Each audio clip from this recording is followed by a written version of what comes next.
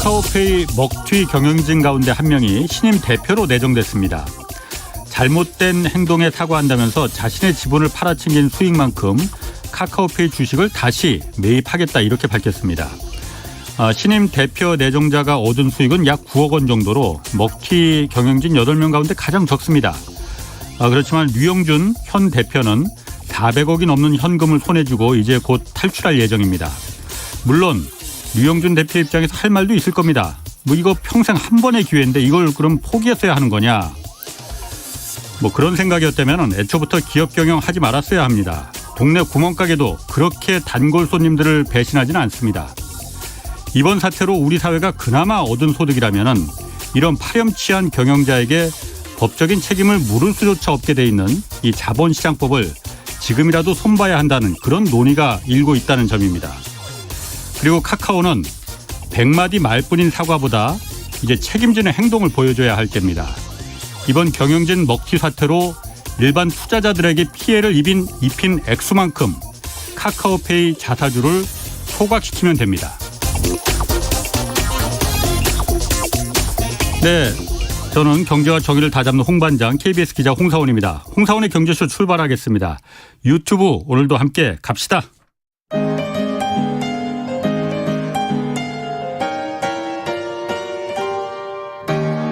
대한민국 최고의 경제 전문가와 함께합니다. 믿을 만한 정보만 쉽고 정확하게 전해드립니다. 홍사훈의 경제쇼. 네, 미국과 중국의 패권 다툼이 장기화되는 가운데 인도를 주목해야 한다 이런 얘기 많이 나오고 있습니다. 인도를 왜 주목해야 하는지 오늘 그 이유 자세히 좀 살펴보겠습니다. 책 코끼리에 올라타라 저자이시죠. 그리고 인도 경제 전문가 신시열 CNS 네이처 공동대표 나오셨습니다. 안녕하세요. 네, 반갑습니다. 작년 2월 제가 경제쇼 거의 처음 이제 진행 맡았을 때 제가 아주 어설펐을 때 모셨었는데 아유, 별 말씀. 네. 거의 1년 만에 이제 뵙습니다. 예, 그렇습니다. 제가 이제 전문가가 거의 다 됐습니다. 그러시겠어요. 예. 네. 자, 먼저 인도 전문가시니까 거기 오미크론 코로나 궁금하거든요. 지금 네네. 상황이 어떻습니까, 인도는? 지금 지난 1월 16일 날 기준으로 해서 약 한 27만 명 정도의 일 확진자가 발생하고 있는 정도고요. 예. 그다음에 이제 사망자 수는 한 310명 정도 그렇게 되더라고요. 예. 그리고 엊그제는 보니까 한 29만 정도 예.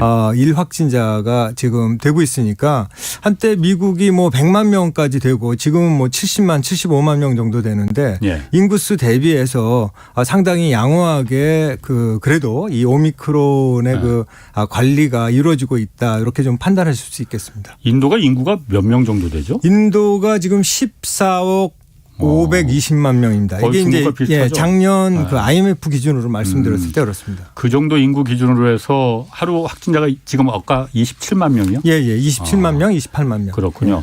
인도도 그럼 그 원래 백신 허브라고 할 정도로 뭐 백신을 개발하는 건 아니지만 위탁 생산해서 공장들이 많이 있잖아요. 그렇죠. 백신 접종률도 그럼 인도가 높나요? 백신 접종률이 1차는 지금 현재 기준으로 봤을 때 약 한 67% 정도 되고요. 예. 2차까지 포함해서 접종률은 한 50% 정도 이렇게 보시면 됩니다. 그렇군요. 네. 자, 그러면은 지금 요즘 그러니까 인도가 주목받는 이유가 미국하고 중국이 사이가 안 좋잖아요. 그렇죠. 갈수록 안 좋아지는 것 같아요. 이게 처음에는 무역으로다가 싸우더니만은 이제 기술 갖고 싸워서 서로 으르렁대는데 뭐 거의 만나면 쌍욕 비슷한 것도 나오고 그러던데 그러다 보니까 인도를 주목해야 된다. 네. 얘기 많이 나오거든요. 네. 인도가 그럼 중국의 대안이 될 수 있다. 이것 때문에 지금 주목해야 된다는 건가요? 네, 상당 부분 그런 차원에서 주목을 받고 있습니다. 어떤 면에서요? 네. 지금 보면은 일단 기본적으로 한 3가지 정도를 말씀드릴 수 있을 것 같은데요. 예. 첫 번째는 이제 인도의 시장 규모 자체가 굉장히 거대하고 그다음에 경제 성장률도 빠르다 보니까 미래가 이제 보장이 되고 하는 그런 부분들이 있는데 그거를 뭐 세계은행이나 IMF나 뭐 맥킨지나 BC 같은 유명 컨설팅 회사 그리고 국내외 연구기관들이 다 그런 부분들 갖다가 인정을 하고 긍정적으로 봐주고 있는 것이 그러니까 객관적인 지표 자체가 굉장히 좋아 보인다. 이렇게 쉽게 생각하실 수가 있을 것 같고요. 그다음에 두 번째로는 지금 방금 전에 말씀해 주신 것처럼 일단 저희가 이제 수출을 먹고 사는 나라고 예. 그런 의미로 봤을 때 중국에 대한 대수출 비중이 지금 중국 본토만 기준으로 했을 때 약 한 25.2% 정도. 예. 그다음에 홍콩까지 포함하면 6%. 그게 하면 두 개 합치면 한 31.2% 정도 되니까 그렇죠. 전체 3분의 1의 수출이 예. 중국과의 거래로 이루어지고 있는 상황이다. 예. 근데 그 비중이 너무 높은 거죠. 예. 그래서 이 타이밍이 높은 것도 타이밍이 저희가 봤을 때는 이제 그 수출 비중을 조금 좀 이렇게 조정을 예. 다변화를 예. 해야 될 때가 오지 않았나. 예를 들어서 지금 작년 하반기 3, 4분기, 4, 4분기 연속해서 중국의 경제 성장률이 4%대. 그래서 굉장히 좀 스트레스를 받고 있는 상황이고 예. 자, 우리나라 입장에서 봤을 때는 갑자기 그러한 중국의 경기가 급전직하로 내려갈 때를 대비해서라도 예. 그렇게 좀 준비를 해야 될 것 같다는 그런 생각을 말씀드릴 수 있을 것 같고요. 예. 마지막으로는 아무래도 인도 같은 경우에는 중국과는 좀 달리 예. 자유시장 경제에 베이스를 두고 있는 건 사실이거든요. 그렇죠. 그래서 그런 맥락에서 봤을 때 비즈니스를 운영하고 있는 기업의 입장에서 봤을 때는 예측 가능성 예. 그것이 있다.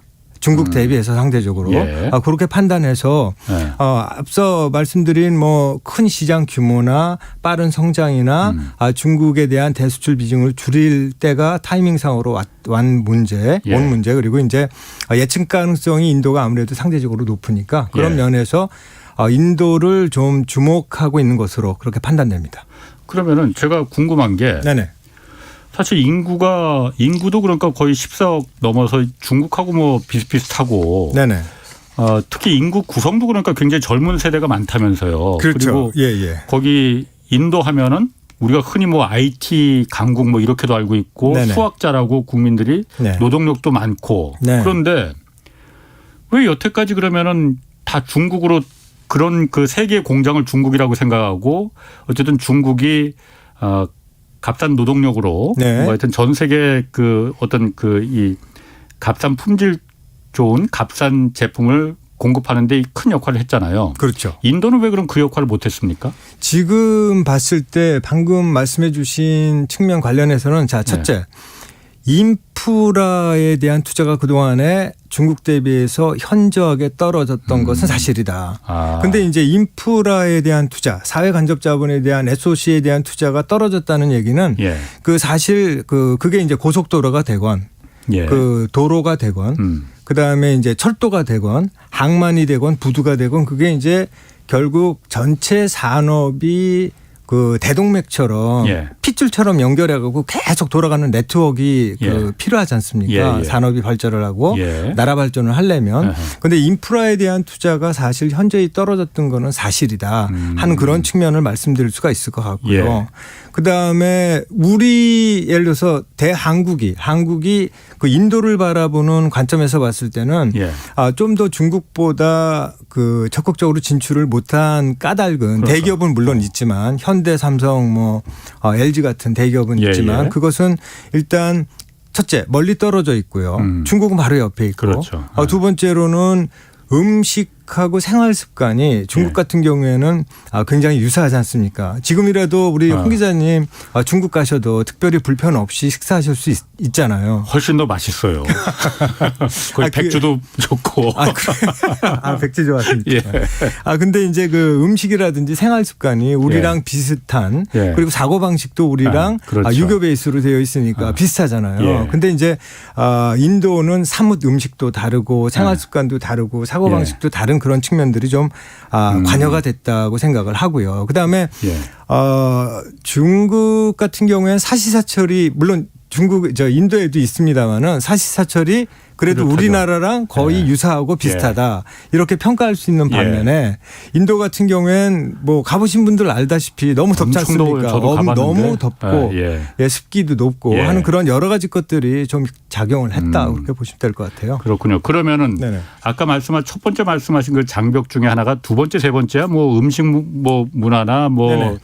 기후면이야 개인적인 측면이죠. 그렇지만은 첫 번째 인프라가 사실 중요하잖아요. 네네네. 우리 기업들이 어쨌든 네. 들어가려면 전기도 잘 들어와야 되고 네네. 도로도 잘 깔려야 되고 그럼요. 그런 부분은 지금은 그러면 어느 정도 돼 있는 상태입니까? 지금은 이렇게 제가 말씀드릴 수 있을 것 같아요. 네. 사실 저 뒷부분에 말씀드리려고 했던 부분이기도 네. 하지만 모디 총리가 나렌드라 모디가 홀 이름이고 전체 이름인데 이 모디 총리가 이제 중앙 총리가 되면서 예. 그게 14년도 5월이거든요. 예. 그러니까 7년쯤 전 얘기인데 예. 그러면서 이제 그 핵심 정책으로 추진했던 것이 두 가지가 있습니다. 하나는 메이크 인 인디아 해가지고서 메이드가 아니라 메이드 인 인디아가 아니라 메이크 인 인디아 그러니까 현재 진행형이잖아요. 그래서 제조업을 한번 육성해보자 예. 하는 것이 한 축이었고 예. 다른 한 축이 뭐였냐면은 인프라를 본격적으로 개발해보자 하는 거였었습니다. 예, 예. 그래서 자 지금 질문하신 인프라 개발 관련해서는 크게 두 가지를 갖다가 밀어붙였거든요. 예. 첫 번째는 자 스마트 시티 100개를 2022년까지 한번 완성해보자, 건설해보자 예. 하는 것이 하나 있었고 다른 하나가 예. 좀 생소한 표현이긴 하지만 예. 산업 회랑을 5개를 본격적으로 구축해보자. 그러면 산업 회랑이 뭐냐면은 쉽게 그냥 예를 들어서 뉴델리하고 뭄바이 사이, 뭄바이하고 뭐 벵갈루루 사이, 첸나이 사이, 그 다음에 저쪽 그 위에 그 콜카타하고 암리자르라고 펀잡에 수도가 있습니다. 그런 예. 데를 갖다가 고속도로, 철도, 도로를 갖다가 이렇게 유기적으로 연결하자는 그런 것이 이제 산업 그 회랑이거든요. 마치 이제 그 오래전에 60년대, 70년대 이제 박정희 대통령이 사실 그 고속도로를 갖다가 SOC 기반으로 이렇게 쭉 밀어붙였지 않습니까? 예, 예. 그런 부분들이 이제 계속 추진해 왔습니다. 그리고 일정 부분은 효과를 보고 있고 예.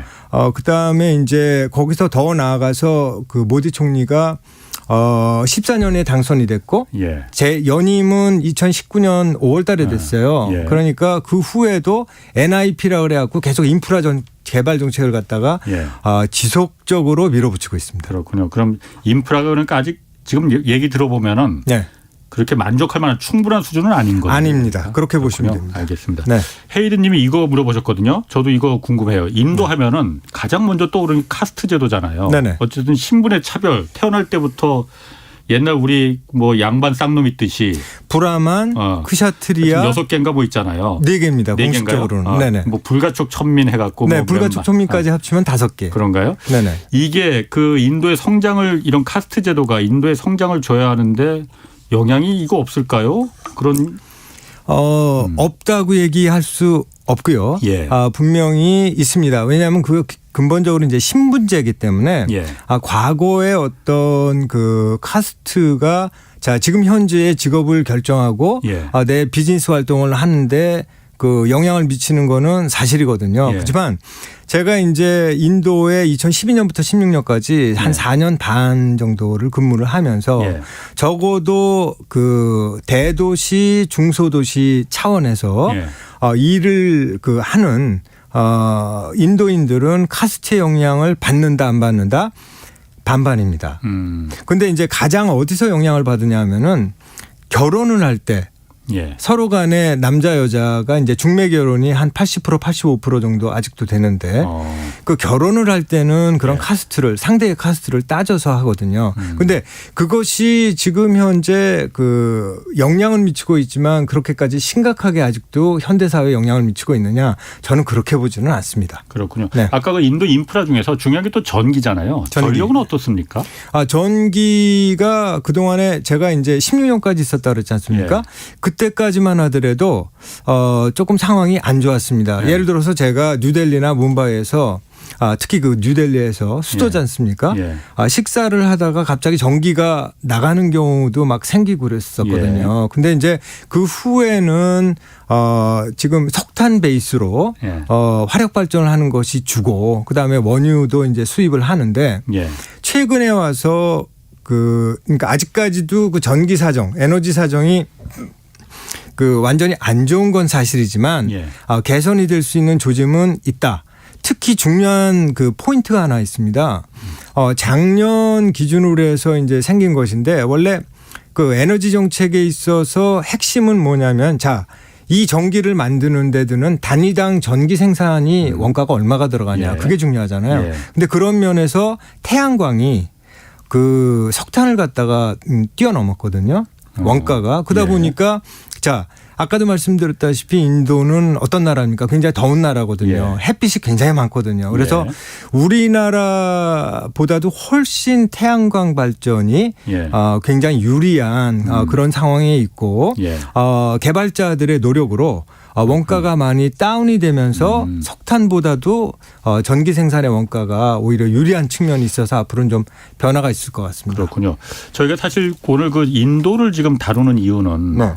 사실 그동안 중국이 세계 공장 역할을 하면서 값싼 물건을 이제 전 세계 그 공급하는, 그리고 우리도 아까 말씀하신 대로 그래서 교역량의 한 30%를 갖다가 의지하는, 그러다 보니까 지난번에 요소수 사태 같은 게 발생했고 네. 공급망이 중국에 너무 의존하다가는 이런 그런 요소수 같은 게 지금 한 1,800개가 된다고 해요. 한국이 네네. 절대적으로 중국에 의존하는. 네네. 뭐 만들기 어려운 건 아닌데 네. 안 만드는 제품들이. 품목들이. 예. 일본이란다. 인도가 네네. 중국의 대안이 가능한 겁니까 그러면은? 저는 결론부터 말씀드리면 대안이 충분히 가능하다라고 예. 말씀드릴 수가 있겠고요. 예. 실제로 그 미국, 중국이 원래는 이제 그 무역 다툼에서 시작됐다가 예. 지금은 이제 패권 다툼으로 올라붙었고 예. 향후에 제가 개인적인 생각입니다만 예. 짧게는 뭐 3년, 예. 길게는 한 10년 정도는 중국하고 미국이 계속해서 중장기적으로 예.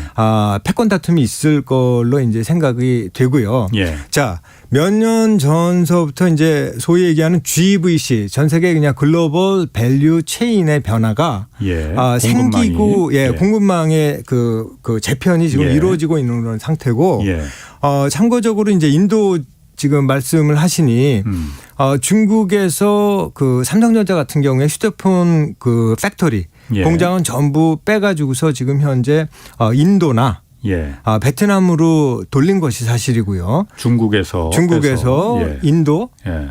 그다음에 베트남으로, 예. 그다음에 디스플레이도 마찬가지입니다. 예. 그다음에 이제 굉장히 규모가 큰 폭스콘이 지금 아이폰을 갖다가 제조하고 예. 있지 않습니까? 예. 그런데 예. 이제 전체 그 중국에서 기존에 생산하던 물량 100% 중에서 한 5분의 1 정도, 예. 한 20% 정도는 지금 인도로 빼서 다변화를 시키고 있는 예. 그런 상황입니다. 그래서 그런 GVC 제표는 벌써 예. 시작이 됐고 예. 현재 진행형이고 네. 앞으로도 굉장히 그게 가열될 것 같다. 그렇게 저는 생각을 하고 있습니다. 그렇군요. 네. 지금 많은 분들이 좀 물어보셨어요. 김 회장님, 뭐 재창출님, 돌쇠님 많은 분들이 저도 그런 생각 갖고 있거든요. 네네. 왜냐하면 제가 인도 한번 그 챗나이 현대자동차 한번 취재차 출장을 갔다 온 적이 있어요. 더우셨겠네요. 네. 엄청 덥더라고요. 하여튼간에. 네네. 그런데 더운 얘기가 아니고 네네. 그때도 제가 들은 기억이 있거든요. 네. 그 인도 근로자들 인구가 많은데 네. 뭐 종교적인 부분도 많이 있고 그러다 보니까는 그냥 아무 얘기 안 하고 며칠 안 나온다. 안 나오는 사람들 많다. 네네. 지금 그 질문들 많이 있거든요. 네. 말씀하신 대로 그 세계 공급망이 중국의 그 공급 체인이 이제 그렇게 탄탄하지 않으니 네. 인도로 이게 옮겨가는 그 대안으로 이제 부상하고는 있는데 중국 근로자들만큼 중국 노동자들만큼 그렇게 뭐라고 할까요? 고급 인력이 고급이라고 해야 되나? 하여튼 좀 여기 말한 대로 며칠 그냥 안 나와버리면은 그런 네. 분들 많이 있지 않느냐 인도 근로자들. 네네. 그렇지 않습니까? 있는 것이 사실이다. 예. 하지만 상황은 좋아지고 있다. 예. 그렇게 제가 표현할 수가 있을 것 같거든요. 보통 사람이 이제 한국 분들이 인도 경험이 있으신 분들이 꽤 되고요. 예. 그 속에서 그 이제 실패를 맛보신 분들도 있습니다. 예. 그래서 이제 그런 부분들의 경험치에서 보면 실패를 맛보다 보면 아무래도 그 인도와 인도 사람들에 대한 인도 사회에 대한 평가가 그렇게 좀 긍정적이지 않은 경우가 많이 있고요. 예. 사실 솔직하게 말씀드려서 제가 지금 이제 근면성을 물어보신 거 아닙니까? 맞습니다. 예. 근면성은 그 예를 들어서 한국이나 중국 대비해서 예. 인도의 그 노동자가 예. 다소 떨어지는 것은 사실이다. 예. 뭐 예를 들어서 출퇴근 시간을 지킨다든지 그런 부분들 말씀 드리자면 솔직히 좀 조금씩은 떨어지는 거는 사실이지만 그렇다고 그게 티가 나게 차이가 크게 나는 것은 아니다. 그렇게는 제가 말씀드릴 수 있을 것 같습니다. 인도 지금 그러면은 그 경제 성장률 뭐 또 그리고 GDP 이런 거는 좀 어떻습니까 지금? 경제 2014년서부터 19년까지니까 이제 6년이거든요. 그게 이제 인도는 연평균 성장률이 6.83% 정도가 되고요. 그다음에 중국 같은 경우에는 같은 기간 6.77% 정도 되니까 중국이 조금 낮고 인도가 높습니다. 근데 이제 인도의 6.83이라는 수준은 전 세계 최고 수준 정도 되는 수준이고요. 그다음에 이제 2020년에는 코로나가 막 발발했지 않습니까? 그렇죠. 그러다 보니까 인도 같은 경우에는 심하게 영향을 받았고 심지어 마이너스 7.3%의 경제 성장률을 기록했던 게 사실입니다. 근데 이제 작년 같은 경우에는 멋지게 회복을 해서 9점 전부 대부분 뭐 IMF 기준으로 제가 이제 말씀드리고 있습니다. 그리고 이거는 명목이 아니라 실질 경제 성장률, 그러니까 인플레이션이 감안된 성장률이거든요. 그래서 작년 같은 경우에는 9.5% 정도 성장을 했고요. 올해도 2022년도에도 한 8.5% 정도 성장이 예상되니까 굉장히 높은 수준이고요. 반면 중국 같은 경우에는 2020년에는 코로나가 발발했지만 선방했습니다. 2.3% 정도 성장 플러스 성장을 유일하게 했으니까. 플러스였어요. 유일하게 플러스 성장을 말씀하신 것처럼 했었고요. 작년에도 크게 보면 괜찮습니다. 8% 성장했거든요. 근데 문제는 작년 3, 4분기에 4%대 성장이 기록이 되면서 조금 좀 빨간불이 들어오고 있는 그런 상황이라고 보시면 되겠고요. 그래서 올해 같은 경우에는 IMF 기준으로는 중국 경제 성장률은 한 5.6% 잡고 있지만 세계은행은 한 5.1%, 심지어 그 골드만삭스 같은 투자은행은 4.3% 정도까지 이렇게 낮춰 잡고 있습니다. 그런데 이제 그 이유가 몇 가지가 있지만 첫 번째로는 아까 서두에서 말씀하셨던 미국하고 중국의 그 패권 다툼, 무역 다툼, 패권 다툼이 중장기화 될 걸로 보면서 전 세계 아까 그 공급망 재편이 벌어지는 그런 측면이 하나가 있고요. 두 번째로는 그 작년 말에 그 아주 많이 문제가 됐던 그 부동산. 그 헝다 사태 같은 것들이 헝다뿐만이 아니라 다른 부동산 회사들도 문제가 될 수가 있는 그런 부분들이 있고 마지막으로 지금 봤을 때는 아무래도 그 중국 같은 경우에는 어떤 그 패권 다툼 속에서 이제 시진핑 제가 좀 말씀드리기가 조금 좀 그렇지만 공동부유라고 시진핑이 얘기하는 그런 부분들이 사실은 전체적으로 봤을 때는 좀 그 시장 경제적인 그 시장 경제와는 배치되는 그런 측면으로 좀 보실 수가 있는 그런 측면들이 있기 때문에 다 같이 잘 살자는 거니까. 그렇기 때문에 그 올해 경제 성장률은 좀 이렇게 낮게 이렇게 보는 경향이 있습니다. 그렇군요. 알겠습니다. 뭐 다 같이 잘 살자는 거 시진핑의 공동부유가 이제 반시장 경제라는 건 이제 보는 시각에 따라서 좀 다른 점들도 많이 있으니까 그거는 그 듣는 분들이 알아서 좀 판별하시면 될 것 같고요. GDP 그 인구가 14억 중국하고 비슷하면은 국내 총생산도 꽤 높겠네요. GDP도. 그렇죠. GDP가 우리보다 이제 높죠, 당연히. 우리가 이제 1.82조 달러 정도 되고요. 인도 같은 경우가 2.95 그러니까 쉽게 얘기해서 한 3조 달러 정도 보시면 되거든요. 그러니까 우리나라 경제보다는 한 인도 경제가 한 1,400조 원 정도 원화 가치로 봤을 때 좀 더 많은 시장이고요. 당연히 인구가 그렇고 훨씬 많으니까 당연한 거고. 그럼 중국하고는 비교하면 어때요? 중국하고는 차이가 꽤 납니다. 중국의 한 5분의 1 정도 수준이죠. 왜냐하면 16.86 트릴리언 달러, 조 달러 정도가 중국이 되니까요. 그런 정도 수준입니다. 인구는 비슷한데 왜 그렇게 딱 그렇게 산업의 드라이브를 인도가 못 걸어서 그런가? 그동안에 5분의 1 정도밖에 안 되네요. 그 사실은 중국 같은 경우에는 1978년도서부터 시작해가지고서 등소평이 개방 정책을 밀어붙인 반면에 그 인도 같은 경우에는 1991년 정도서부터 본격적으로 시장 경제 쪽에 네. 물결을 타기 시작했다. 그렇게 예. 이해하시면 될 것 같아요. 좀 늦었죠. 네. 그렇군요. 네네. 중국하고 지금 인도하고 분쟁도 있잖아요. 많이 있었습니다.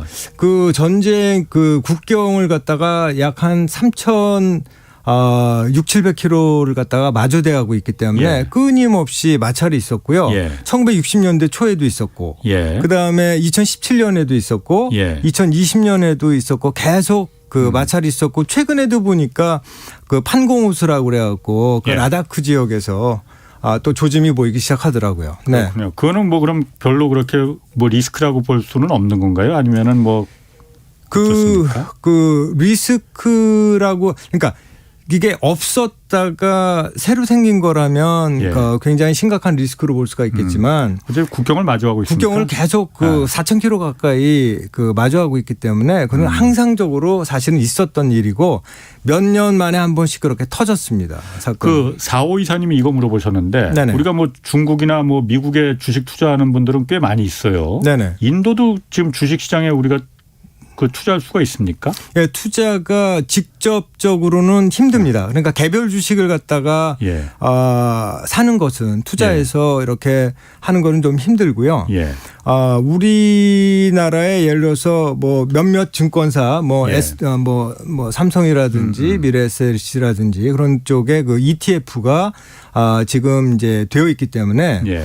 간접 투자를 할 수 있는 방법이 있고요. 예. 그다음에 또 펀드가 인도 펀드가 구성되어 있습니다. 마치 뭐 중국 펀드 그다음에 베트남 펀드처럼 예, 돼 예. 있기 때문에 예. 그리고 작년 같은 경우에는 인도 펀드의 수익률이 넘버 원이었었습니다. 오히려 그래요? 베트남보다도 높은 제가 기억하기로 인도 펀드 전체 수익률은 약 40% 이상 정도 예. 됐던 것으로 그래서 투자했던 분들은 굉장히 뭐 시세말로 재미를 봤다. 그다음에 지금 우리의 이제 물어보셨으니까 예. 우리의 이제 종합주가지수 같은 게 두 가지가 있거든요. 하나는 그 센섹스라는 지수고 예. 다른 지수가 이제 니프티 50이라는 지수인데 두 개 다 한쪽은 30개, 한쪽은 50개 우량 기업, 큰 기업, 대기업을 중심으로 해갖고 지수 구성이 되어 있는데 예. 그 지수가 예를 들어서 센섹스 같은 경우에는 20년도 1월 달에 41,900 정도 됐었었는데 지금 현재로는 엊그제 확인을 해보니까 61,000이니까 많이 한 50% 이상 그렇게 올라 있더라고요. 그렇군요. 네.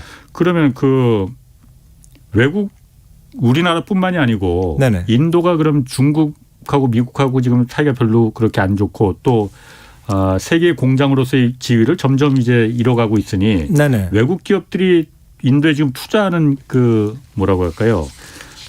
FDI. 네. 많이 있습니까? 그러면 실제로? 예, 많이 있습니다. 실제로 예. 바로 그 점이 오늘 이제 홍 기자님 모시고 제가 말씀을 예. 드리고자 할 때 그 핵심 포인트 중에 하나다. 예. 그렇게 말씀을 드릴 수가 있겠는데요. 예. 그 FDI가 외국인 직접 투자를 의미하는 거 아니겠습니까? 예. 근데 그 FDI 규모가 예.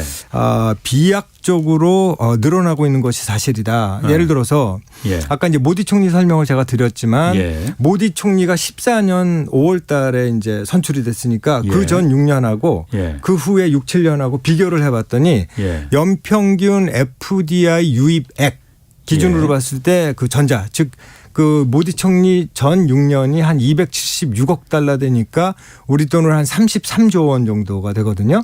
그런데 이제 모디 총리가 딱 선출이 되고 예. 그 후에 6, 7년은 연평균 기준으로 해서 한 420억 달러니까 50조 원 정도가 넘거든요. 예. 그러면 전자 후자를 비교를 해보면 약 한 52% 정도 이렇게 성장을 한 규모고 그다음에 작년 같은 경우도 그렇고 올해도 쭉 이어지겠지만 예. 작년 상분기 같은 경우에는 이제 중국을 계속 물어보시니까 네. 중국 같은 경우에는 2분기 대비해서도 그 예. FDI가 마이너스 12%로 떨어지고 예. 그다음에 또 그 전년 동기 대비해서도 약 한 마이너스 8.7%를 기록을 했는데 인도 같은 경우에는 2분기 대비해서 뭐 한 145%, 그다음에 전년 동기 대비해서도 약 한 54% 정도 훌쩍 올랐습니다. 그래서 이 FDI가 숫자가 보여주는 의미가 굉장히 의미심장하다 저는 그렇게 생각합니다. 그래서 아까 말씀하신 것 중에 제가 딱 귀에 들어오는 게 애플 아이폰 그 팍스콘이 5분의 1 정도를 중국에서 인도로다가 옮긴다는 게 네네. 그게 탁 머리에 박히네요. 네. 트리거가 될 수가 있어요. 그러게요. 방아쇠가 될 수 있는 예. 네, 그런 역할이죠. 아까 그 모디 총리 얘기하셨잖아요. 네네네. 모디 총리가 사실 저희가 잘 모르거든요. 네네. 그냥 모디 총리가 그러니까 제가 그 얘기는 들었어요. 그 천민 출신이라고 그런데 총리가 됐다고 자수성가한 사람이라는데 간단하게 모디 총리 어떤 분인지 한번 좀. 모디 총리가 1950년생이시니까 우리나라 네. 나이로 한 73세 예. 정도 되시는데 예. 천민 출신이냐? 예. 천민 출신은 아니고요. 그래요? 아까 이제 카스트 말씀을 여쭤보셨잖아요. 예. 이제 브라만, 크샤트리아, 바이샤, 수드라 요 네 계급이 카스트를 주로 이제 구성하는 것이고 예. 아까 말씀하신 불가촉 거기에도 못 드는 사람을 불가촉 천민이라고 예. 하는데 예.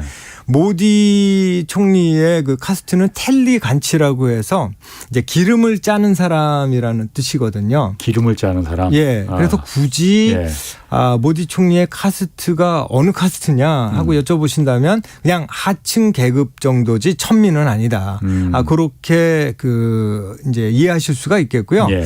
모디 총리는 사실은 뭐 인도 말로 짜이왈라라는 표현을 쓰는데 짜이왈라가 뭐냐면 이제 인도의 짜이가 우리나라 커피 같은 건데 예. 밀크를 타서 먹는 예. 그 커피를 옛날에 이제 1965년에 파키스탄하고 인도가 전쟁을 했을 때 예. 메사나라는 기차역에서 예. 그 짜이왈라 즉 그 짜이 인도 차를 커피. 팔던 예. 노점상부터 시작했으니까 완전히 자수성가한 그런 스타일이다 그렇게 이해하시면 되겠고요. 예. 그 후에 모디 총리가 중앙 총리가 되기 전에는 이제 인도 지도를 보시면 맨 왼쪽에 있는 그 주가 구자라트라는 주인데 그 주의 총리, 주 총리를 갖다가 예. 2002년부터 14년까지 한 12년 정도를 하면서 예. 이제 많이 올려놨죠. 예. 올려놨다는 게 그 그러니까 주를 경제 성장률이 굉장히 좋았습니다. 예를 들어서 그 구자라트 주라는 구자라트 그 지역에 12년 동안 예. 평균 한 10% 정도의 경제 성장률을 연으로 매년 기록을 했는데 그 기간에 12년 동안에 인도 전체의 경제 성장률 한 8% 정도를 기록했거든요. 그러니까 예. 2%포인트인데 그럼 인도 전체 경제 성장률이 8%니까 거기에 2%면은 한 25% 정도 높은 경제 성장률을 12년 동안 구자라트 주에 이렇게 안긴 겁니다. 주총리로. 예. 그러다 보니까 이제 거기에 이제 인도 국민들이 주목을 해서 저 사람이 바로 그 경제 CEO다. 그렇게 나라를 갖다가 잘 이끌 수 있겠다 생각을 해서 2014년에 이제 전체 총리로 중앙 총리로 뽑은 거죠. 예. 그럼 지금 그 인도 전체 국민들은 그 모디 총리에 대해서 그 리더십이나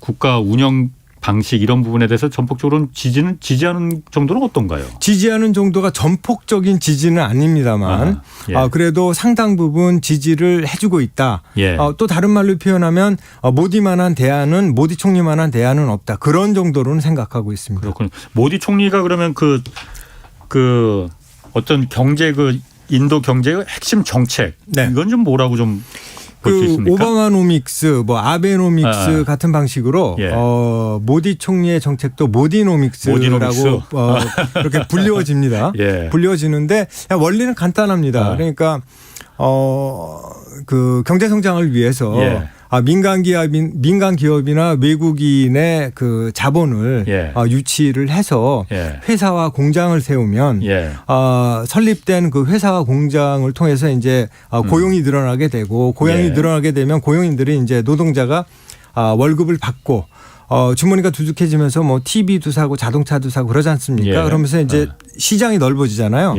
그런 부분들을 보고 다시 그 민간 기업이나 외국인들이 투자를 할 것이다라는 그런 간단한 그 선순환 구조의 원리로 그냥 원론적인 얘기지만 그렇게 지금 모디노믹스를 그냥 쉽게 이해를 하시면 될 것 같고요.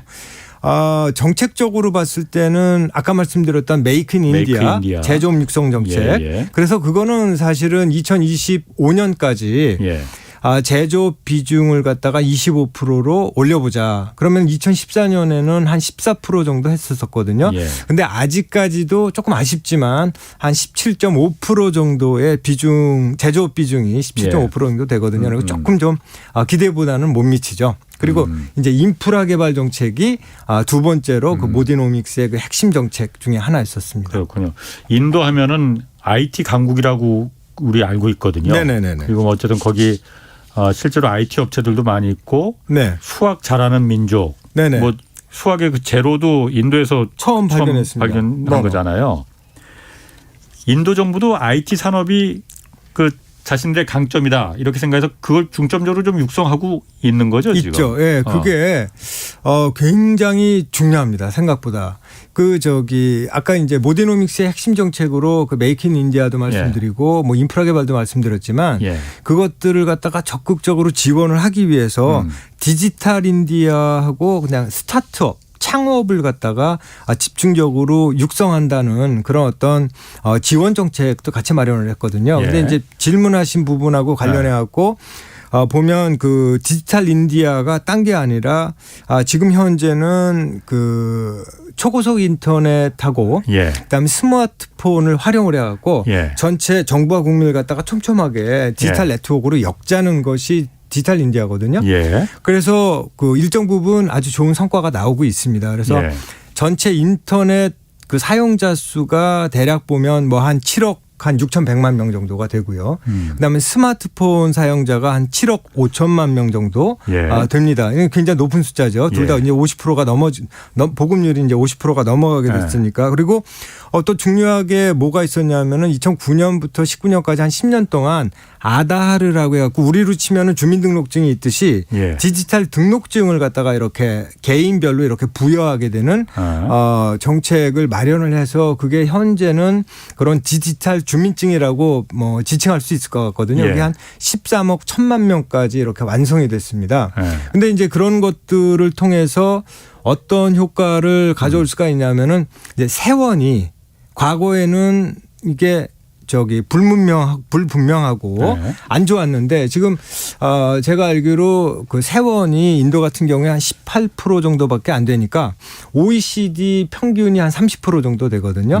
그거 대비해서 굉장히 낮지 않습니까? 근데 이제 세원이 이렇게 높아지면 어떤 효과가 있냐면은 일단 세수가 확보가 되면서 확보된 세수를 바탕으로 해갖고 서두에 말씀하셨던 그 SOC에 대한 투자, 인프라에 대한 투자 재원을 이렇게 확보할 수 있는 그런 장점이 있고요. 두 번째로는 인별로 예를 들어서 복지 정책을 갖다가 구사한다고 했을 때 준다고 했을 때 그 사람이 정확하게 이게 누구한테 가는지가 확보가 안 되면 파악이 안 되면 그 돈이 누수가 되는 거거든요. 이제 그런 것들을 아까 그 아다르 그 디지털 인프라가 구축이 되면서 많이 좋아지는 거죠. 그게 이제 전체 그 IT 처음에 이제 말씀하셨던 그 IT의 그 인프라를 마련한다는 점에서 디지털 경제로의 어떤 개편이 성장이 굉장히 주목을 받고 있습니다. 그렇군요. 지금 그 유튜브 댓글에 좀 이 얘기가 많이 나오는데 인도하면 또 사람들이 많이 연상하는 게 이제 화장실이잖아요. 화장실. 네네. 맞습니다. 지금 뭐 식사 시간은 아니니까 요즘도 그럼 그 문화가 있습니까? 그러니까 그 문화라고 말씀하신다면 그러니까 물량동이 있잖아요. 그래서 오른손인가 왼손인가. 왼손으로는 절대로 음식을 안 먹고요. 지금도 분명하고 확실하게 그 문화는 지켜지고 있습니다. 그래요? 뭐 막간을 이용해서 한 가지 에피소드를 말씀드리자면 저뿐만이 아니라 그런 분들이 많이 있는데 인도에서 그 음식점에서 식사를 하고 난 다음에 조그만 그 종지에 이렇게 물을 갖다가 가져다 놓거든요. 그 얘기는 뭐냐면은 이렇게 씻고 손을 갖다가 잘 씻어라 오른손을. 근데 그걸 모르고 그거 먹고 처음에 나올 때 처음에 식사하기 전에 근데 그걸 갖다가 모르고 이거 먹는 볼인가 보다 하고 마시는 경우도 종종 있었습니다. 저도 사실은 그런 경우가 있었고요. 그럴 것 같아요. 네네. 자, 아까 그 인도 뭐 스타트업 있잖아요. 네네네. 인도도 스타트업 굉장히 많죠. 많이 있습니다. 많이 있죠. 네네. 스타트업의 가능성은 어떻습니까? 한국도 여기 들어가 있는 스타트업들 꽤 있다고 제가 한 20여 개가 있고요. 예. 일단 스타트업이 아까 모디노믹스의 예. 그 핵심 정책 외에 예. 지원 정책으로 강하게 그렇게 푸시가 됐었었는데 예. 2015년 같은 경우에 모디 총리가 약 한 3조 7천억 원 정도를 들여서 예. 모바일 앱을 100만 개 만들겠다. 예. 그렇게 천명을 하고 각종 육성책, 지원책 그리고 규제 완화. 예. 그러니까 스타트업하고 창업에 대한 규제 완화를 많이 시켰었거든요. 예. 그래서 그 결과가 아주 지금 현재는 아주 잘 나오고 있는 그런 상황입니다. 예. 네. 그렇군요. 그 한국 스타트업은 어떤 게 있어요? 그러니까 인도에 진출한? 한국 스타트업이 몇 개가 있습니다. 예. 몇 개가 있고 약간 20개 정도 되는. 네, 20개 정도 예. 되는데 대표적인 게 최근에 이슈가 되는 것이 뭐 한 두 가지 정도 됩니다. 하나는 뭐 고피자라고 뭐 벵갈루루 그 공항 앞에 이렇게 나오면서는 예. 자리 잡은 피자집이 고피자라고 하나 있고요. 그다음에 굉장히 좀 규모가 있게 지금 현재 2014년서부터 그 스타트업 창업 활동을 하고 있는 회사 중에 하나가 그 밸런스 히어로라는 그런 회사가 있습니다. 예. 근데 그 밸런스 히어로가 이제 어떤 회사냐면은 설립은 이제 2014년에 됐고 네. 그다음에 누적 투자도 뭐 손정희의 그 투자도 받았고 예. 그다음에 얼마 전에 진출했던 게임 회사 크랩톤의 투자도 받고 신한캐피탈 투자도 받아 한 1,000억 정도 투자를 받았고요. 예. 그 어떤 거냐면 지금 그 밸런스 히어로가 트루 밸런스라는 앱을 그 이렇게 인도 그 휴대폰에 신기 시작했거든요. 예. 근데 그게 어떤 역할을 처음에 했냐면은 예를 들어서 2014년으로 15년으로 돌아가게 되면 선불폰이 굉장히 많았습니다. 예. 자, 선불폰이라는 게 먼저 내 돈을 충전을 하고 예. 전화를 쓰는 거거든요. 쓰다 보면 그 잔액 확인이 돼야 되잖아요. 예. 근데 잔액 확인이 안 됐었습니다. 근데 이제 트루 밸런스라는 그 앱을 그 깔게 되면 잔액이 얼마인지 예. 확인이 되니까 정확한 예. 시점에 자기가 다시 충전할 수가 있게 되는 거죠. 그런데 이제 그건 초창기의 사업 모델이고 지금 예. 현재는 이제 간편 결제하고 그다음에 이제 대출 서비스가 이제 줍니다. 근데 이제 재밌는 사실은 간편 결제하고 대출 서비스가 뭐 별거 아닌 것 같지만 예. 실제로 인도 전체를 통틀어 가지고서 그 인도 정부의 허가를 받은 데가 그 밸런스 히어로라는 저희 한국 스타트업 그 회사하고 예. 미국의 아마존밖에 없습니다. 그렇군요. 네. 그 지금 뭐 그 신 대표님 얘기하는 거 들어보면은 네네. 야, 이거 당장 중국 말고 인도를 들어가야겠다 이런 생각이 좀 들거든요. 인도가 저희가 진짜 블루 오션이네 라는 생각 들긴 하는데 네네. 그렇다 해도 어쨌든 인도가 아까 말씀하신 대로 인프라가 아직도 완벽하게 구축되지는 않은 것 같고 네. 그 리스크라는 게 아무래도 있을 것 같아요. 분명히 있습니다. 예. 분명히 있습니까? 분명히 있습니다. 그 얘기 좀 해주세요. 말씀드릴 수 있는 게 한 4가지 정도가 있겠고요. 첫 번째는 인도가 그 저희 생각처럼 한눈에 파악할 수 있는 그런 나라가 절대로 아닙니다. 예를 들어서 지금 그 가장 많이 쓰는 힌디어를 포함해서 22개의 공용어가 있고 그다음에 주도 넓은 땅에 한 29개 주가 있으니까 문화적으로도 그렇고 언어적으로도 그렇고 굉장히 다원화된 그 사회거든요. 그러다 보니까 지방자치제의 힘도 굉장히 강해서 중앙정부가 오케이를 한다고 해갖고 바로 주정부의 오케이를 받을 수 있는 것이 아니고 심지어는 밑에 단으로 내려가서 뭐 촌장이나 이장이 반대하거나 환경단체 반대하면은 프로젝트가 그 이행이 안 될 수도 있다는 그런 부분들이 있고요. 두 번째로는 아직도 개선은 되고 있지만 레드테이프 즉 관료제가 남아 있어서 시간이나 행정 절차가 아직도 복잡한 것이 단점으로 남아 있고요. 또 세 번째로는 물류비. 그다음에 특정 예를 들어서 뭐 방송의 채널 비용 같은 거 그런 것들이 굉장히 비싸서 손익분기점을 달성하기가 여의치가 않을 수가 있습니다. 그리고 마지막으로 아직까지도 그것 역시 개선은 되고 있지만 뒷돈하고 부정부패도 남아있는 것이 사실이거든요. 그런 부분들 때문에 인도 리스크는 분명히 있습니다. 그걸 감안하셔야 됩니다. 이영규 님이 그거 물어보셨거든요. 인도가 땅이 넓잖아요. 넓죠. 뭐 중국보다 넓지는 않죠. 우리나라 한반도 기준으로는 한 33배 정도, 15배 정도 크고요. 그렇군요. 우리 대한민국 기준으로는 한 33배 정도 큽니다. 거기 그럼 그 넓은 땅에 자원 매장량 같은 거는 거기 인도에도 자원이 많이 있나요? 자원이 많이 있죠. 근데 네. 굉장히 경제 성장을 하는데 절대적으로 필요한 그 원유 같은 경우에는 예. 많은 경우 좀 수입에 의존을 하고 있는 것이 좀 사실이거든요. 예. 그래서 그런 부분들은 그 경제 성장을 하는데 뭐 원유나 그 석탄 같은 거는 필수적인 필수제인데 그런 예. 부분들이 좀 아쉬움이 많이 남아 있는 것이 사실이죠. 예. 원유는 없지만 다른 자원 원유 있습니다. 원유가 있기는 있지만 충분치가 않기 때문에 예. 대부분을 수입을 해야 되는 그렇구나. 의존해야 되는 그런 상황입니다. 그럼 앞으로 그 인도 경제 미래 네. 좀 어떻게 전망하시는지 이게 중국하고 비교를 해서 좀 얘기를 해주면 더 쉽게 받아들일 수 있을 것 같아요. 네. 제가 이제 그 인도가 막대한 시장 규모가 있고 빠르게 성장을 하고 있는데 맨 첫 번째 질문과 관련해 가지고서 지금 현재 그 중국에 대한 우리나라 수출 비중이 예. 너무 높아서 홍콩까지 포함하면 31.2%나 돼서 예. 그것들이 만약에 중국 경기가 갑자기 냉각이 된다. 그렇게 되면 우리나라 입장에서는 중간재나 부품을 많이 수출하기 때문에 예. 애로사항이 많이 있을 수가 있거든요. 그래서 예. 이제 그런 부분들을 갖다가 미리미리 준비를 해야 된다. 그래서 예. 다변화를 해야 된다는 그런 측면에서 예. 인도가 주목받는 이유를 제가 이렇게 말씀드렸듯이 예.